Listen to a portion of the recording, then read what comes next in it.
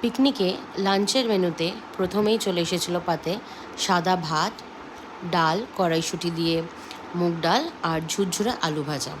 আমি দাদাদেরকে দেখিয়ে দিয়েছিলাম ডালটা কোথায় দিতে হবে, কারণ মাঝখানে ডালটা দিলে তাহলে পুরো ভাতটাই ডালে ভরে যেত। আমি ওই ডালে একটু লেবু দিয়ে, একটু ঝুরি আলু ভাজা দিয়ে ফার্স্ট বাইটটা নিয়েছিলাম। ডালে লেবু দিয়ে খেতে কিন্তু দারুণ লাগে। এটা শেষ হতে না হতেই আমাদের পাতে চলে এসেছিলো একটা সবজি, যেটা ছিল ফুলকপির ঘ্যাঁট বলা যেতে পারে। তারপরেই চলে এসেছিলো কাতলা মাছের ঝাল। এবারে পিকনিকের যে খাবারটা ছিল, খাবারগুলো ছিল প্রত্যেকটা খাবারই কিন্তু খুব সিম্পল ছিল, কিন্তু দারুণ টেস্ট হয়েছিল। আর তারপরে মাছ শেষ হতে না হতেই চলে এলো পিকনিকের লাঞ্চের শো স্টপার, সেটা হচ্ছে মাটন। আমার পাতে প্রথমেই তারা মাটন দিয়ে যায়, আর তারপরে একটু সাদা ভাত, আর শেষ পাতে ছিল চাটনি, পাঁপড় আর রসগোল্লা।